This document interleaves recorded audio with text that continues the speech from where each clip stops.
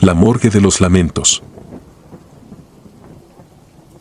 Hay trabajos que desafían la lógica, que enfrentan a quien los realiza con verdades incómodas, o peor, con preguntas que nadie puede responder. Mi nombre es Joaquín. Soy médico forense en Ciudad Juárez, y lo que estoy a punto de contarles no solo cambió mi vida, sino que desmoronó cada certeza que tenía sobre la muerte y lo que hay más allá de ella. Esto no es una historia inventada, es lo que me ocurrió una noche de 2015. Y aunque todavía dudo en compartirla, creo que quien escuche esto merece saberlo. Tal vez, después de escuchar, no se sientan tan seguros cuando estén solos. Todo comenzó con un caso peculiar, pero no único para los estándares de la región. En medio del desierto de Samalayuca, a 40 kilómetros de la ciudad, encontraron el cuerpo de un hombre de unos 40 años. Su piel estaba quemada por el sol, seca y cuarteada, como si hubiera estado vagando sin agua por días. Lo que llamó la atención de las autoridades no fue solo el avanzado estado de deshidratación, sino las marcas en su torso. No eran cicatrices normales, ni cortes hechos al azar. Eran símbolos. Intrincados, alineados con precisión, como si alguien hubiera grabado un mensaje en su piel. En su espalda, sobre la columna, había un círculo rodeado de líneas que recordaban a un reloj, pero sin números. Cuando vi las fotos por primera vez, algo en mí quiso rechazar el caso. Pero ese no era un lujo que podía darme. Así que acepté el expediente y esperé a que trajeran el cuerpo a la morgue. Era un miércoles. Llegaron al anochecer. Para entonces, el viento frío que baja del desierto comenzaba a hacerse sentir y el edificio de la morgue, con su iluminación parpadeante, parecía más lúgubre de lo normal. Dejaron el cuerpo en una de las mesas metálicas. A pesar del tiempo transcurrido desde su muerte, el cadáver no olía como debería. Había un olor metálico, ácido, casi químico, como si alguien hubiera intentado preservar el cuerpo con algo que no reconocí. Abrí el expediente y comencé a revisar las fotos y las notas de levantamiento.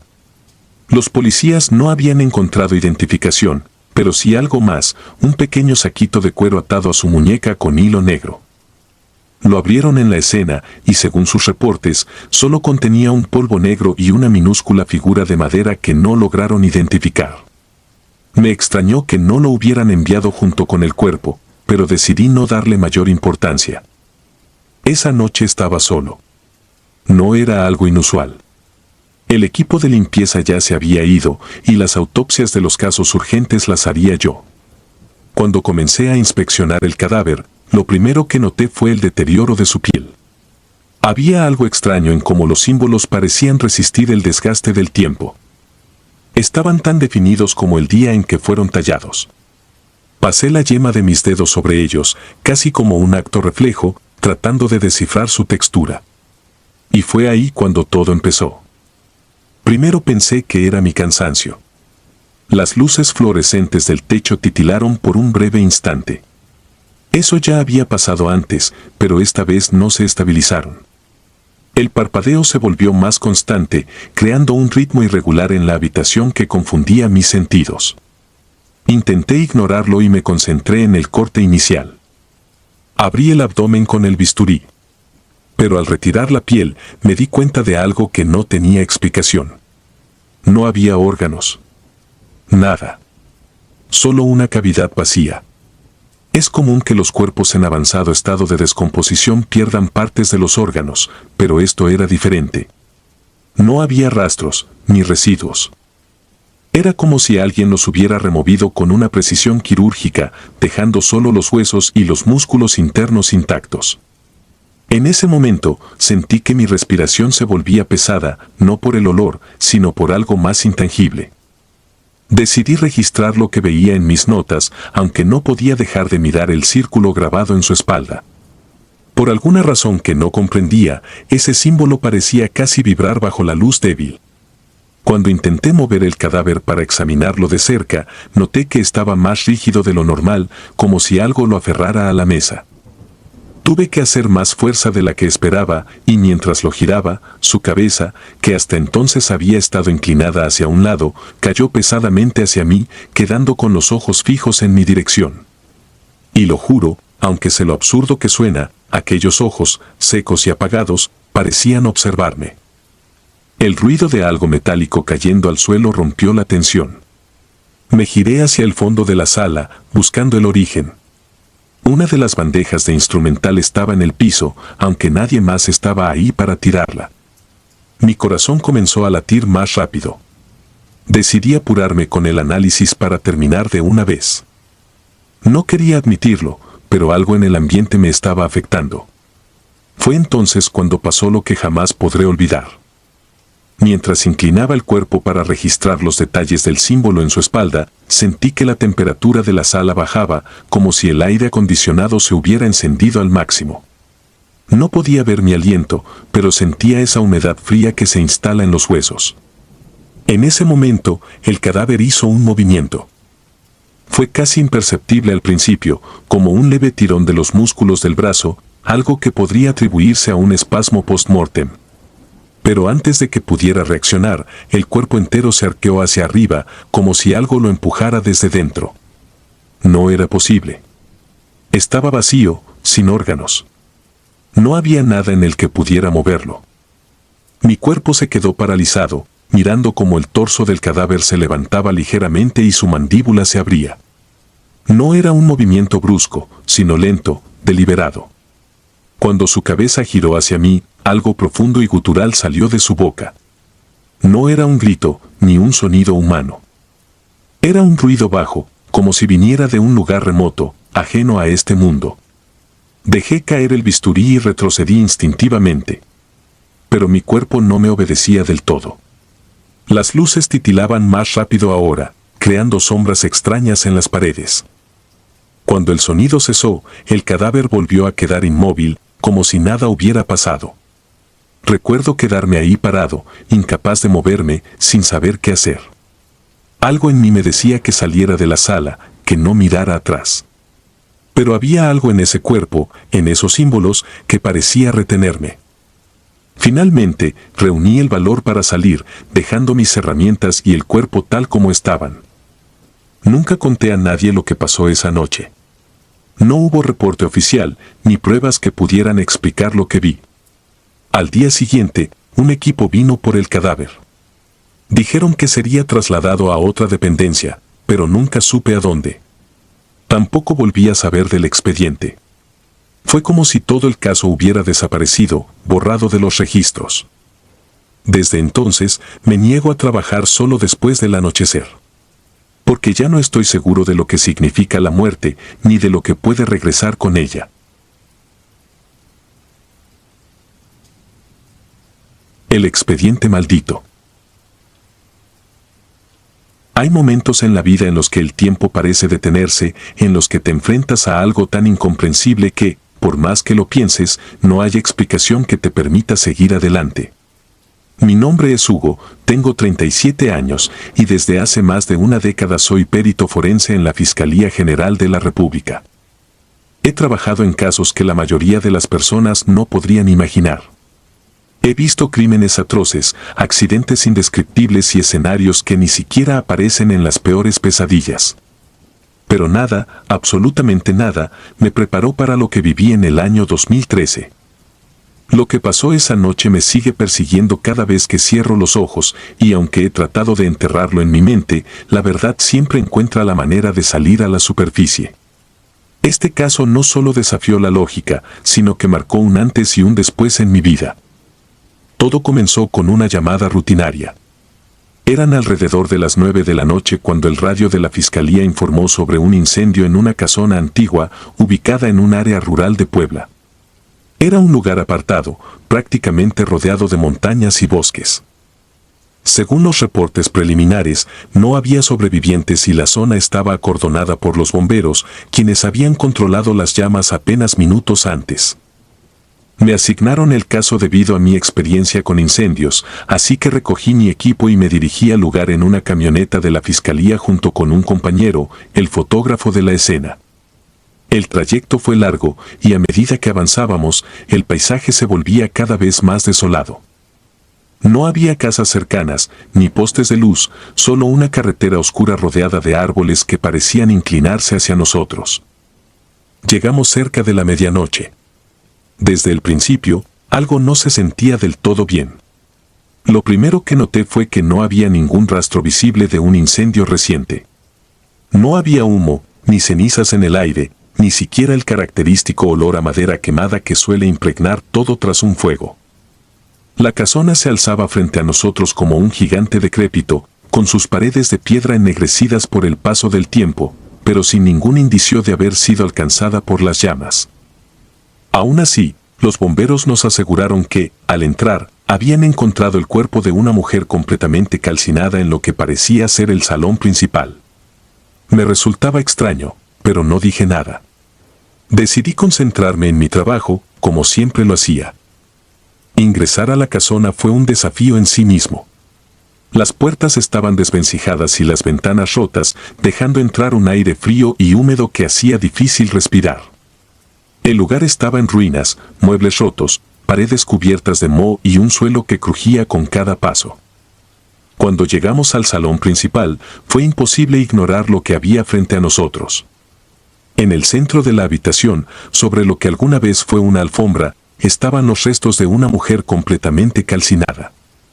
Su cuerpo estaba encogido, como suele suceder en víctimas de incendios extremos. La piel había desaparecido casi por completo, dejando al descubierto los huesos ennegrecidos. Pero lo más desconcertante era el entorno. No había rastro de fuego alrededor. La alfombra bajo el cadáver no estaba quemada, y los muebles cercanos seguían intactos. Parecía como si el fuego hubiera consumido exclusivamente su cuerpo y nada más. Me acerqué lentamente, tratando de encontrar alguna explicación lógica. Comencé a tomar notas mientras mi compañero tomaba fotografías desde distintos ángulos. Observé de cerca el cadáver y, de inmediato, algo me llamó la atención. En el torso, justo donde deberían estar las costillas, había marcas que no eran propias de un incendio. Eran símbolos, grabados, con precisión, directamente en los huesos. Mi mente buscó una explicación racional, tal vez eran cortes previos al incendio, realizados por alguien que quería enviar algún tipo de mensaje. Pero mientras más observaba, más incomprensible se volvía todo. Las marcas parecían recientes, como si hubieran sido hechas después de que el cuerpo se calcinara. Decidí revisar los alrededores, buscando algún objeto que pudiera haber causado el fuego, pero no había nada. Ni cerillas, ni gasolina, ni siquiera una vela caída. Nada. Fue entonces cuando noté algo entre las cenizas bajo el cadáver. Era una pequeña figura de cera, deformada por el calor, pero aún reconocible. La recogí con cuidado y, al examinarla más de cerca, mi corazón comenzó a latir con fuerza. Era una figura humanoide, como un muñeco rudimentario, pero lo que realmente me perturbó fue lo que estaba incrustado en su interior. Dentro de la cera había un mechón de cabello, negro, grueso.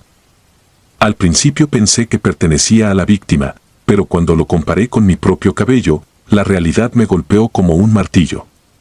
Era idéntico al mío. En ese momento, un ruido seco resonó detrás de mí.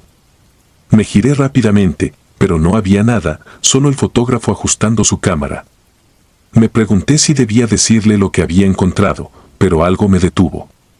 Guardé la figura en una bolsa de evidencia y seguí trabajando, tratando de ignorar la sensación de que algo no estaba bien.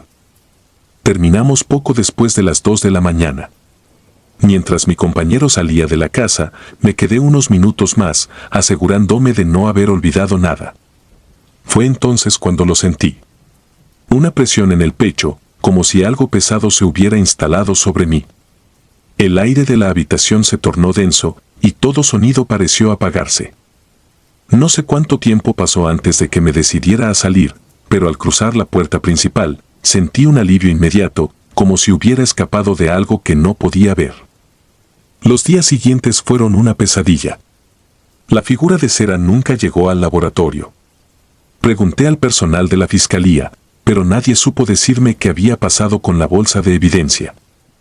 Las fotos del caso, por otro lado, mostraban algo que no habíamos visto en el momento. Detrás del cadáver, en la pared ennegrecida, había marcas similares a las que tenía el cuerpo. Era como si alguien hubiera escrito con las mismas manos que tallaron los huesos. No volví a la casona, ni quise saber más del caso. Pero desde esa noche, he sentido una presencia que no me deja en paz. No importa dónde esté, siempre tengo la sensación de que algo me observa, algo que no pertenece a este mundo.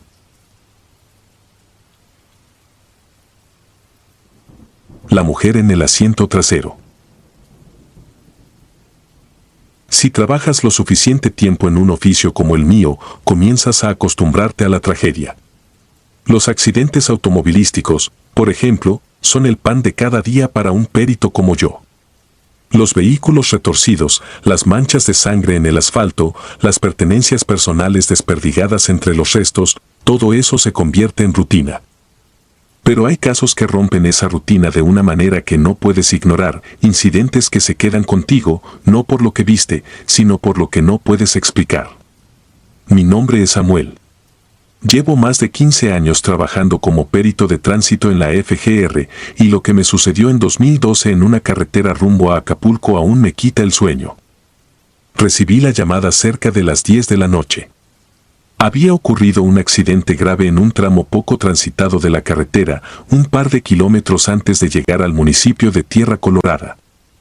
Un auto compacto había salido de la vía, atravesando la barrera metálica antes de volcarse varias veces hasta quedar incrustado entre los árboles que bordeaban la carretera. Según los primeros reportes, el conductor, un hombre de 32 años llamado Javier, había muerto al instante. Todo parecía un caso sencillo: pérdida de control, exceso de velocidad, condiciones del camino resbaladizo por la lluvia de la tarde. Pero había algo que no cuadraba desde el inicio. Cuando llegué al lugar, el vehículo estaba prácticamente destrozado, reducido a una masa irreconocible de metal retorcido. Los policías en la escena me informaron que no había señales de otro vehículo involucrado, ni huellas de frenado que indicaran que el conductor hubiera intentado detenerse. Sin embargo, una testigo que conducía detrás del hombre afirmó haber visto a una mujer de vestido rojo cruzar de repente la carretera justo antes de que el accidente ocurriera. Según ella, el conductor había girado bruscamente el volante para evitar atropellarla, lo que lo llevó a perder el control. Cuando los oficiales le preguntaron por más detalles, la mujer no pudo describir bien a la figura, solo repetía que era muy alta y que el vestido parecía flotar. Aquella descripción sonaba extraña, pero no era la primera vez que escuchaba algo inusual en un accidente. Decidí no darle demasiada importancia y me concentré en hacer mi trabajo. Lo primero que noté al inspeccionar el vehículo fue que las puertas estaban cerradas, todas menos la del conductor, que había sido arrancada en el impacto. Revisé el interior, buscando algo que explicara el comportamiento del hombre antes del accidente: botellas de alcohol, medicamentos, cualquier indicio que pudiera justificar la pérdida de control. Pero el coche estaba limpio. Ni un rastro de alcohol en los portavasos, ni pastillas, ni nada que sugiriera que Javier no estaba en plenas facultades al momento del incidente. Lo que sí encontré fue algo extraño en el asiento trasero: un broche de cabello. Era rojo, brillante, con pequeños detalles dorados. No correspondía a ninguna de las pertenencias del conductor, según los datos proporcionados por los familiares que ya habían sido contactados. Lo tomé como evidencia y continué con mi inspección. Cargamos el vehículo en una grúa y lo llevamos al taller de resguardo para un análisis más detallado. Llegué al lugar cerca de la medianoche, acompañado solo por el operador de la grúa, que dejó el auto en la bahía y se retiró rápidamente. El taller estaba casi vacío a esa hora, iluminado únicamente por las lámparas fluorescentes que emitían un zumbido constante. No era la primera vez que me quedaba hasta tarde trabajando, así que no me molestó la soledad. Pero esa noche, desde el momento en que entré, el aire parecía más pesado de lo normal. Ignoré esa sensación y me concentré en revisar los restos del auto. Mientras tomaba fotografías del interior del vehículo, mi atención volvió al asiento trasero. Algo en el espacio parecía diferente a como lo había visto en el lugar del accidente. No podía explicarlo, pero sentía que el espacio había cambiado, como si ahora fuera más pequeño, más cerrado. Continué mi trabajo, documentando cada detalle, y cuando me preparaba para cerrar el expediente, lo vi. En el reflejo del espejo retrovisor, algo capturó mi atención. Era una figura. apenas perceptible, como un destello fugaz. Me giré rápidamente, apuntando mi linterna hacia el asiento trasero. Allí, por un breve instante, me pareció ver la forma de un vestido rojo. Solo la forma. No había cuerpo, ni rostro, ni nada que pudiera identificar como humano, pero la tela parecía estar ahí, suspendida en el aire. Parpadeé, y cuando miré de nuevo, no había nada. Mi instinto me decía que debía salir del taller, pero mi lógica, mi formación como perito, me obligaba a quedarme. Revisé cada rincón del coche y de la bahía, buscando una explicación. Tal vez alguien había entrado al lugar sin que me diera cuenta, pero las puertas estaban cerradas y no había señales de intrusión. Intenté convencerme de que era el cansancio, de que había trabajado demasiado y mi mente me estaba jugando una mala pasada. Decidí finalizar el análisis y asegurar el vehículo para ser entregado al día siguiente. Pero cuando me acerqué al auto para cerrar la puerta del conductor, algo más llamó mi atención. El broche de cabello rojo que había recolectado en la escena ya no estaba en la mesa de evidencia donde lo había dejado. Revisé todo el lugar, pero no lo encontré. Mientras buscaba, sentí un cambio en la atmósfera, una sensación de que no estaba solo en ese espacio. Era como si alguien estuviera observándome, pero desde un lugar que no podía localizar. Decidí dejar todo como estaba y me fui del taller esa misma noche. Al día siguiente, cuando regresé para entregar el reporte, algo más había cambiado. El asiento trasero del coche, que la noche anterior había estado vacío, ahora tenía marcas profundas, como si algo pesado hubiera estado sentado ahí. Las marcas no coincidían con ninguna de las herramientas que había usado ni con el equipo de los rescatistas en la escena. No había forma de explicarlo. El caso fue archivado como un accidente causado por distracción al volante, pero desde entonces he evitado conducir por esa carretera cuando cae la noche. Nunca supe qué vio realmente la testigo antes del accidente, pero una cosa es segura, lo que sea que estuvo con Javier esa noche no desapareció con su muerte. Y a veces, cuando conduzco solo, reviso el espejo retrovisor con más frecuencia de la que debería, esperando no volver a ver un destello de rojo en el asiento trasero.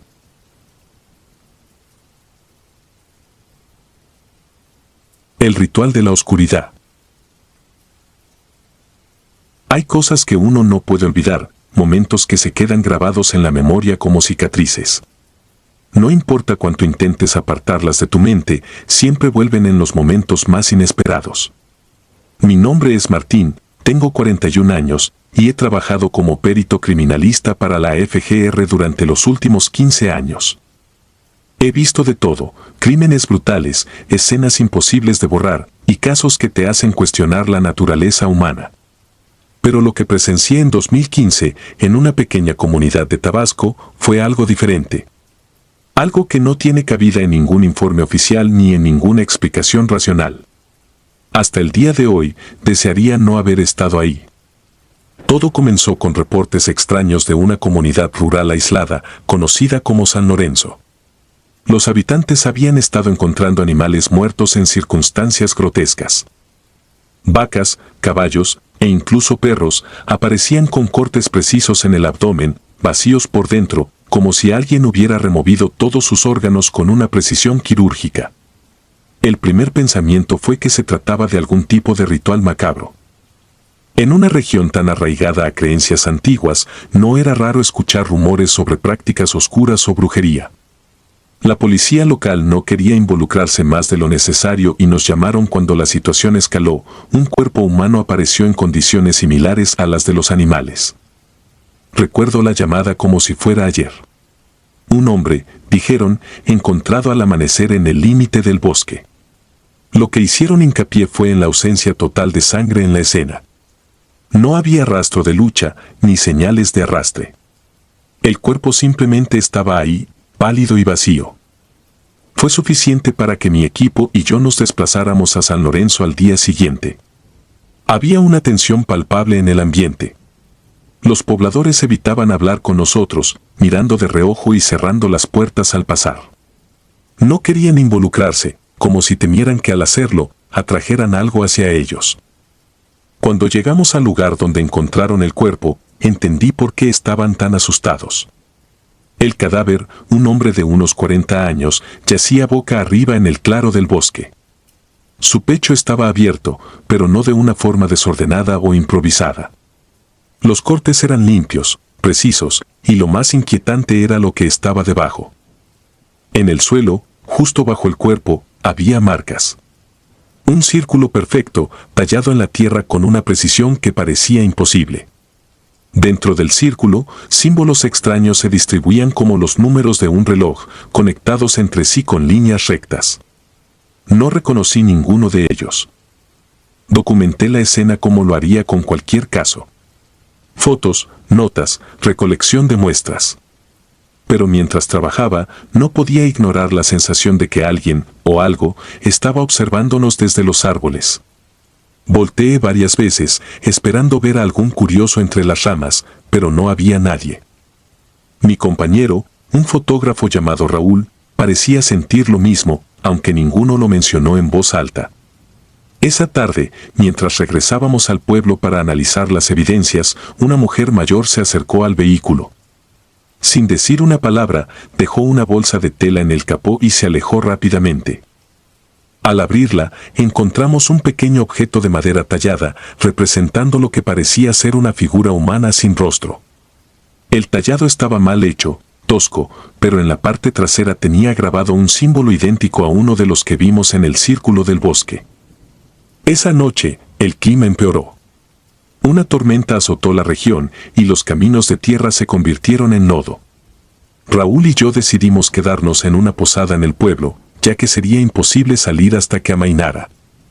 Mientras revisábamos las fotos y las notas en el comedor vacío, el dueño de la posada se acercó y dejó una taza de café sin decir nada. Antes de irse, murmuró algo: no salgan después de la medianoche. Nos pareció una advertencia extraña, pero no le dimos importancia. Alrededor de las 11, escuchamos ruidos en la distancia. Era difícil distinguirlos con la lluvia golpeando el techo, pero parecían gritos. Miré a Raúl, esperando alguna reacción, pero él solo negó con la cabeza, como si estuviera intentando ignorarlos. Sin embargo, los gritos se volvieron más fuertes, y una mezcla de curiosidad profesional y algo más que no supe identificar nos llevó a salir de la posada. Caminamos con linternas en dirección al sonido, que parecía provenir del bosque. Nos adentramos entre los árboles, siguiendo el ruido hasta llegar a un claro que no estaba en los mapas que habíamos revisado. Lo que vimos allí todavía me atormenta. Había un grupo de personas encapuchadas, al menos 8 o 10, de pie alrededor de algo que no podíamos distinguir del todo. Llevaban túnicas negras, y el brillo de las antorchas que sostenían iluminaba sus rostros lo suficiente para notar que no eran máscaras, pero tampoco expresaban emoción alguna. En el centro del círculo que formaban, había un cuerpo. Era imposible determinar si estaba vivo o muerto desde donde estábamos, pero lo que hicieron después borró cualquier esperanza de que pudieran ser simples bromistas. Uno de ellos levantó una daga que reflejó la luz de las antorchas. El filo era largo y fino, demasiado extraño para ser un arma común. Con movimientos lentos, ceremoniales, lo bajó hacia el cuerpo y en lugar de sangre, un líquido oscuro comenzó a brotar, extendiéndose por el suelo hacia los pies de los encapuchados. Lo más perturbador fue que el líquido no seguía las leyes de la gravedad. No se esparcía al azar, se movía hacia ellos como si fuera atraído, dibujando nuevos símbolos en la tierra. Raúl y yo retrocedimos, intentando no hacer ruido, pero el crujir de una rama bajo mis pies nos delató. Uno de ellos levantó la cabeza, y aunque su rostro estaba oculto por la capucha, sentí como si sus ojos se clavaran directamente en mí. Sin pensar, corrimos de vuelta al pueblo, sin voltear, ignorando los gritos que parecían acercarse. Cuando finalmente llegamos a la posada, nos encerramos en la habitación, temblando y sin decir una palabra. Al día siguiente, cuando intentamos explicar lo que vimos, nadie nos creyó. El bosque donde ocurrió el ritual ya no estaba accesible, un deslizamiento provocado por la lluvia había bloqueado el camino. El caso se cerró por falta de pruebas, pero yo sé lo que vi. Desde entonces, cada vez que reviso un caso extraño, no puedo evitar buscar esos símbolos, esos patrones, esperando no volver a encontrarlos. Pero lo peor es que, a veces, siento que todavía nos están buscando a nosotros.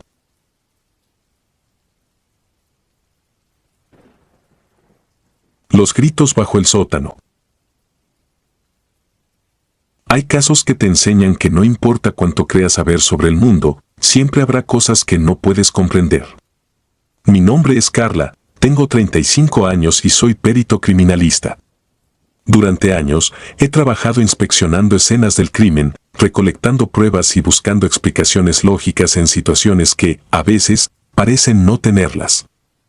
He visto cosas horribles, cosas que otras personas no podrían soportar, pero ninguna de ellas me dejó una huella tan profunda como lo que viví en 2014.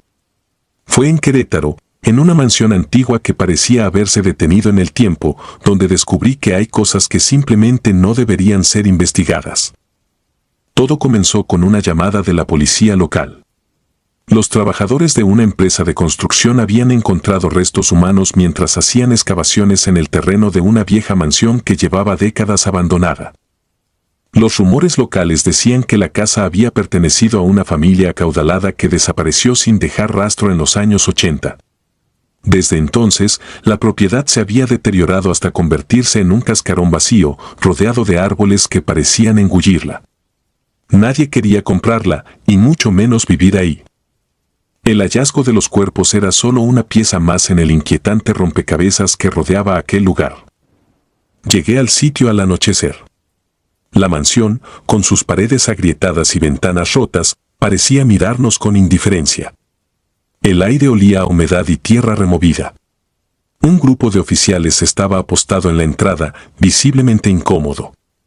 Uno de ellos, al verme, simplemente señaló hacia el interior, evitando cruzar palabras innecesarias. Entré con mi equipo, un fotógrafo y 2 técnicos de levantamiento, y de inmediato supe que este caso sería diferente.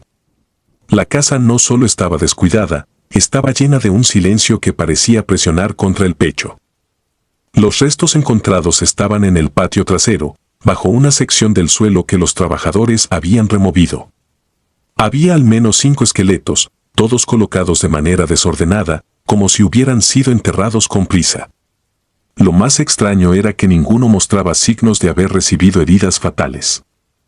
No había fracturas ni marcas evidentes de violencia en los huesos. Parecía como si simplemente hubieran muerto y luego hubieran sido arrojados ahí.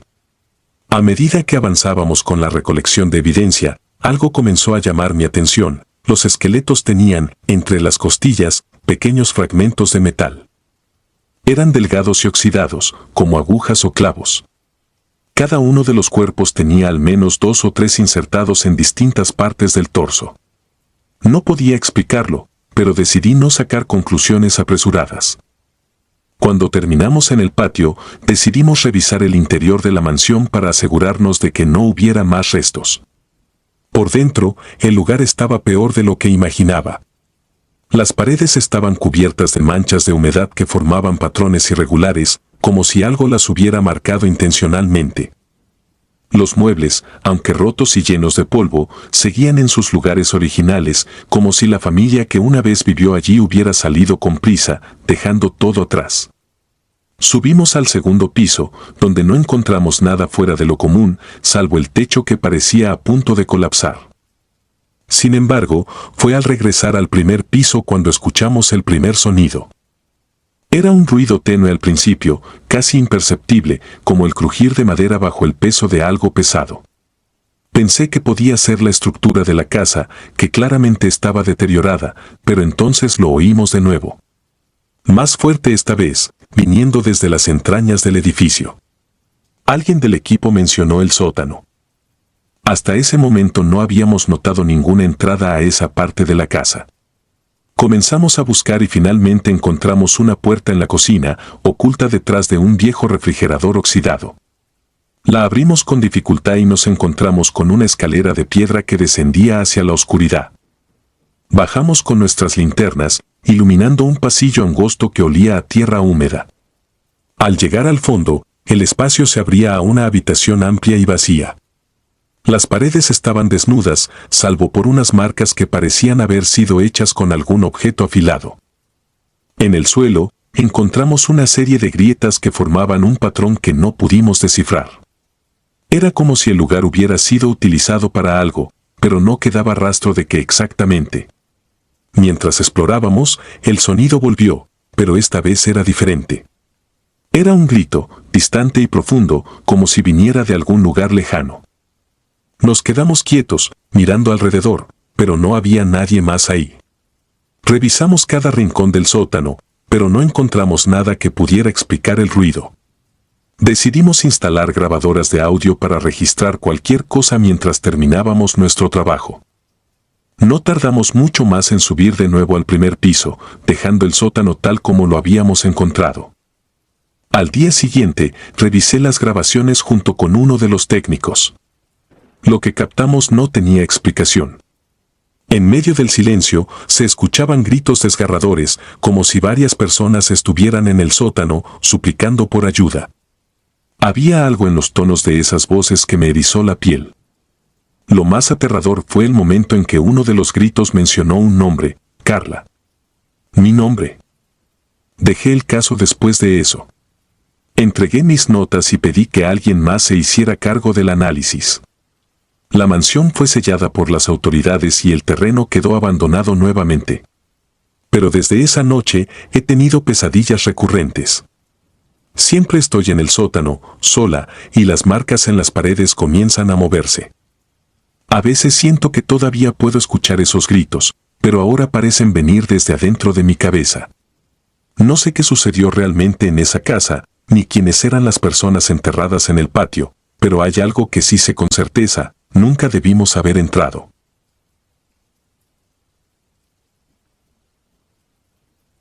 La figura del pasillo. No todas las historias de terror ocurren en lugares oscuros y apartados. Algunas te encuentran cuando menos lo esperas, en sitios donde deberías sentirte seguro, cumpliendo tu rutina diaria, con tu mente ocupada en el trabajo. Mi nombre es Adrián, y lo que viví en 2011 durante una inspección en un convento abandonado de Guanajuato sigue siendo el evento más perturbador de mi vida. He trabajado como perito forense durante años, documentando escenas horribles que la mayoría de la gente no querría ni imaginar. Pero esta vez no se trataba solo de un crimen, se trataba de algo que nunca pude explicar. Y aunque los informes oficiales terminaron archivados como un caso cerrado, yo sé que no hubo cierre para lo que ocurrió dentro de esas paredes. Era otoño y el aire comenzaba a enfriarse.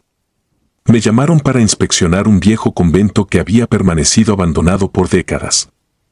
Los rumores locales decían que durante los años 50 fue utilizado como lugar de retiro espiritual, pero que había cerrado abruptamente después de una serie de desapariciones que nadie se molestó en investigar a fondo. Desde entonces, el edificio había sido dejado a su suerte, tragado por el paso del tiempo y el olvido. Sin embargo, unas semanas antes de mi llegada, un grupo de excursionistas había entrado al lugar y descubierto algo macabro, restos humanos ocultos en una de las habitaciones del convento. Cuando llegué, me recibió un grupo de policías locales que parecían más incómodos que de costumbre. Sus miradas evitaban el edificio, y sus respuestas eran cortas, como si quisieran terminar el trabajo cuanto antes. Me indicaron dónde habían encontrado los restos, una habitación en la planta baja, en la parte trasera del edificio. La puerta estaba semioculta tras un armario de madera viejo, que probablemente llevaba años sin moverse. Según los primeros reportes, dentro había huesos humanos dispersos y signos de que alguien había hecho un esfuerzo deliberado por ocultarlos. Nadie sabía cuántos años llevaban ahí, pero los oficiales parecían ansiosos porque me encargara de la inspección para cerrar el lugar de una vez por todas. Al entrar al convento, el primer golpe fue el olor. No era el típico hedor de putrefacción, como los cuerpos en estado de descomposición que a menudo inspeccionaba. Este era diferente, más metálico, seco, como si la misma estructura del edificio estuviera impregnada de muerte. El interior era un desastre, paredes carcomidas por la humedad, ventanas rotas que dejaban pasar corrientes de aire frío y corredores tan oscuros que parecían tragarse la luz de nuestras linternas. Mis botas crujían sobre los restos de madera y polvo acumulados en el suelo mientras avanzábamos hacia la habitación. Al llegar, el panorama era tan desolador como el resto del convento. La habitación era pequeña y cuadrada, con paredes desnudas y un suelo de piedra que mostraba grietas profundas. Los huesos estaban dispersos, algunos enterrados en una capa de tierra que había entrado por las ventanas rotas. Lo primero que noté fue que muchos de los huesos estaban quemados, pero no del todo, había marcas negras, como si un fuego los hubiera alcanzado solo parcialmente. Empecé a tomar fotografías, asegurándome de capturar cada ángulo para el informe. Mientras trabajaba, una sensación de incomodidad comenzó a instalarse en mí, una especie de presión en el pecho, como si el aire se volviera más denso. Fue entonces cuando lo noté por primera vez. Al fondo de la habitación, en una esquina oscura, había algo en la pared. Me acerqué con cuidado, apuntando mi linterna. Era un grabado, una especie de símbolo tallado directamente en la piedra. No lo reconocí, pero estaba formado por líneas rectas que se entrelazaban en forma de espiral. Había marcas similares en otros puntos de la habitación, algunas casi invisibles bajo la suciedad y el moho. Mientras las fotografiaba, un ruido seco resonó detrás de mí. Me giré rápidamente, esperando ver a uno de los policías o a alguien del equipo, pero la habitación estaba vacía. Volví a mirar hacia la esquina, pero ya no había nada que llamara mi atención. Me dije a mí mismo que solo era el edificio, viejo y a punto de colapsar. Sin embargo, no podía quitarme la sensación de que algo no estaba bien. Al salir de la habitación para inspeccionar el resto del convento, decidí documentar los pasillos. La distribución del lugar era confusa, con corredores largos y mal iluminados que parecían extenderse más allá de lo físicamente posible. Mientras avanzaba, la luz de mi linterna comenzó a debilitarse, lo que no era raro considerando el tiempo que llevaba encendida. Me detuve un momento para cambiar las baterías, y fue entonces cuando lo vi. Al fondo del pasillo, en la penumbra, había una figura. Alta, delgada, cubierta con lo que parecía una túnica o capa oscura. No se movía, solo estaba ahí, completamente inmóvil. Mis instintos me dijeron que podía ser alguien más del equipo, pero la figura estaba demasiado quieta, demasiado rígida. Levanté mi linterna, apuntando directamente hacia ella, pero en cuanto el haz de luz la tocó, el espacio estaba vacío. Era como si nunca hubiera estado ahí. Regresé con el resto del equipo sin mencionar lo que había visto.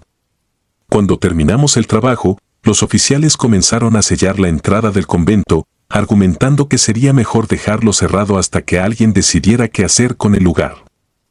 Antes de irnos, uno de los policías locales se acercó a mí y, casi en un murmullo, dijo: «No es la primera vez que alguien ve algo aquí.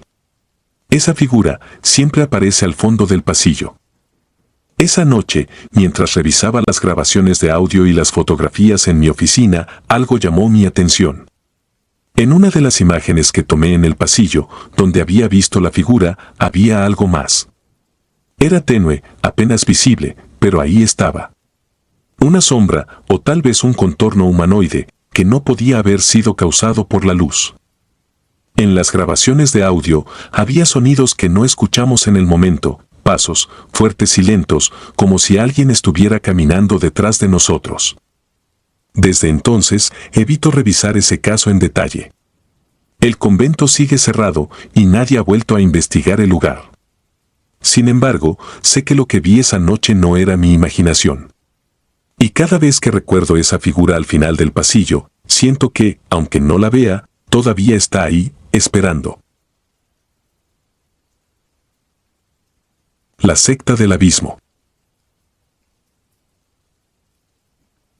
No todas las desapariciones tienen un final lógico, ni todos los casos pueden cerrarse con una explicación convincente.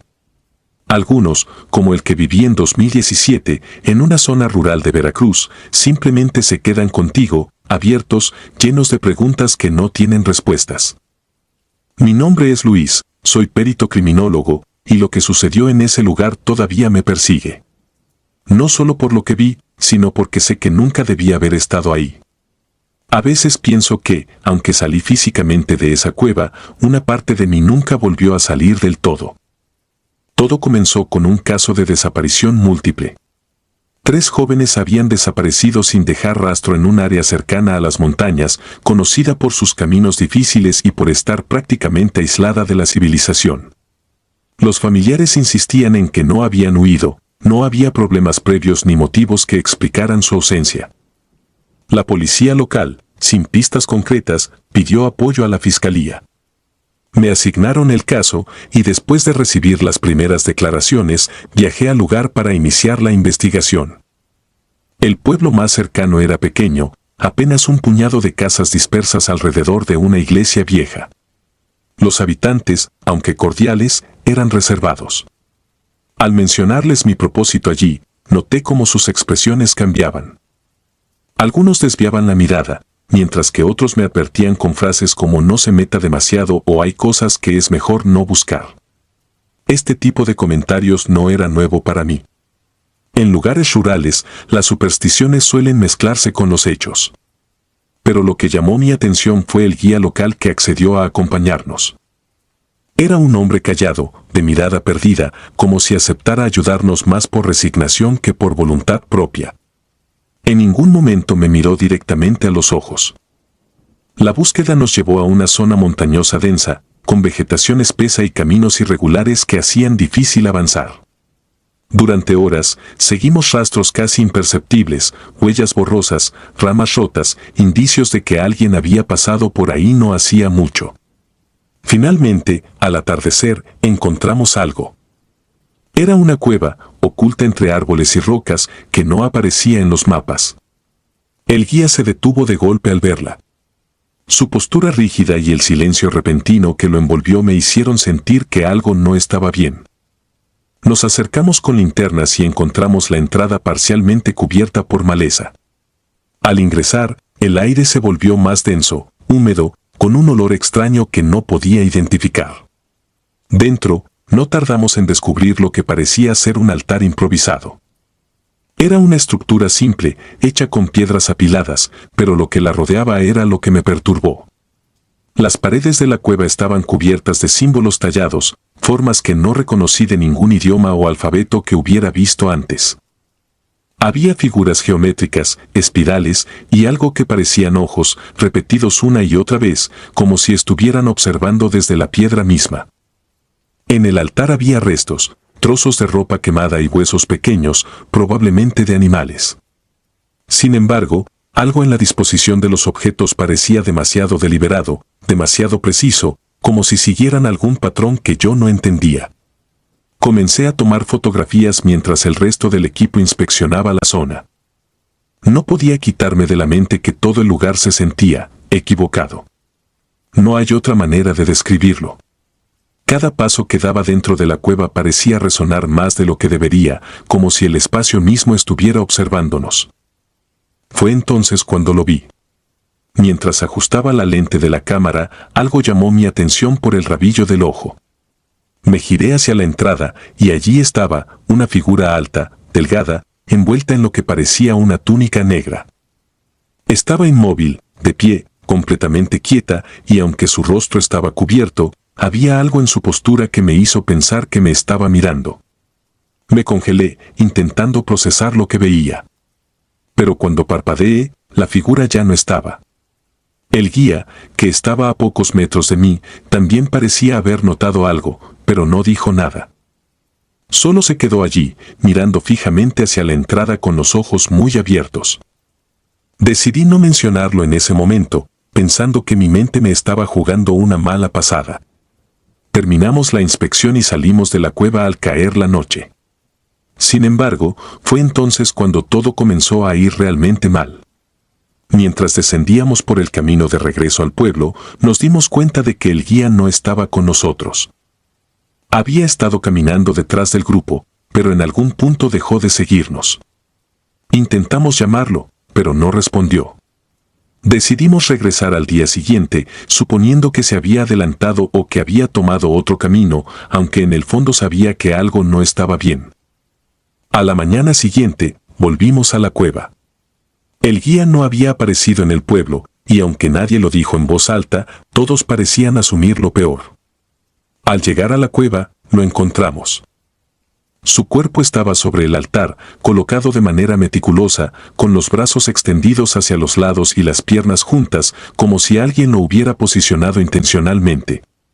Su rostro estaba dirigido hacia el techo de la cueva, pero sus ojos eran completamente negros.